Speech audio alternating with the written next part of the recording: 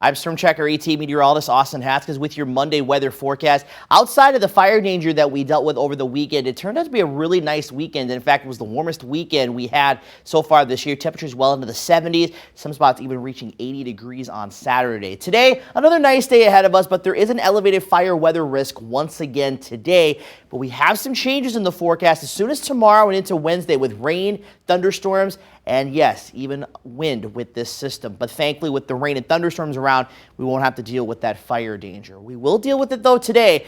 The latest update from the DNR still has us in a very high fire danger across not only our area, but most of Wisconsin too. It's either high or very high across nearly the entire state with the exception of a few counties in the northeastern part of the state. And we're still dealing with, again, the very high fire danger, very dry vegetation, and the very low humidity down around 15 to 20% again today. Thankfully, though, the wind is going to be a little bit lighter. And if we had those winds, 20 to 30 miles per hour, like what's forecasted for tomorrow, very well we could be under a red flag warning today, but that is not the case. With that being said, any open flames, burning whatsoever, avoid doing that once again today. I think as we get towards the weekend, if the wind can let up enough, I think this weekend, if you want to have a campfire, things like that, the weather looks pretty good for that. I think you should be in better shape by then. But we'll watch things closely. So today, lots of sunshine, some clouds trickle in for the late morning and afternoon hours, and we'll stay partly to cloudy to mostly clear for most of the night, turning mostly cloudy as we head into the overnight hours and tomorrow morning. Now, there's going to be one wave of showers that will approach as we head into the late morning and afternoon, but we're still going to have some pretty dry air in place, so a lot of this might not even reach the ground, or it's going to be very, very light in nature if it does. I think once the main energy with this system approaches late Tuesday afternoon into Tuesday evening, that's when I think we're going to start to see the rain chances increase. And you're noticing a lot of yellows and oranges, even a couple of reds showing up. That's indicating potentially moderate to some heavy rain and maybe even a couple of thunderstorms mixed in with that.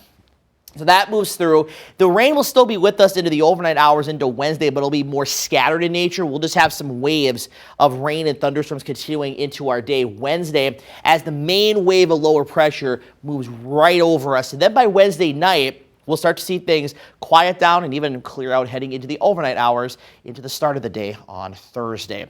So as far as rain totals go, generally looking at about a ½ inch to 1.5 inches across the area. The low end about 1/4 inch. The high end, someone could see 2 to 3 inches.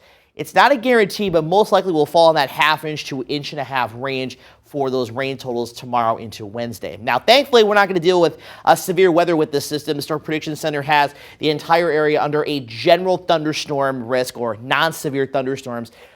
From La Crosse and Rochester south, that's where we will deal with some severe storms. In fact, there's an enhanced risk, a level 3 out of 5 for parts of Iowa on Tuesday. And then our eastern and southeastern hometowns could see a couple of thunderstorms into Wednesday. And then the wind is going to be another story with this system too. Sustained winds today, not too bad, about 5 to 10 miles per hour. But tomorrow is when those winds really start to ramp up. Could have sustained winds exceeding 20, even 25 miles per hour, and gusts 35 to as high as 45 miles per hour. So alluding back to the beginning of what I was talking about with the fire danger risk, if we had winds like this today, we'd probably be under that red flag warning, but thankfully we're not. This is coming tomorrow when we're going to be dealing with the cloud cover and the rain chances around. So here's kind of the latest on what we know so far. Things will still change a little bit between now and tomorrow, but the timing looks to be Tuesday afternoon to Wednesday evening. Rain, thunderstorms, and gusty winds, the main impacts, with some decent rain totals along with that.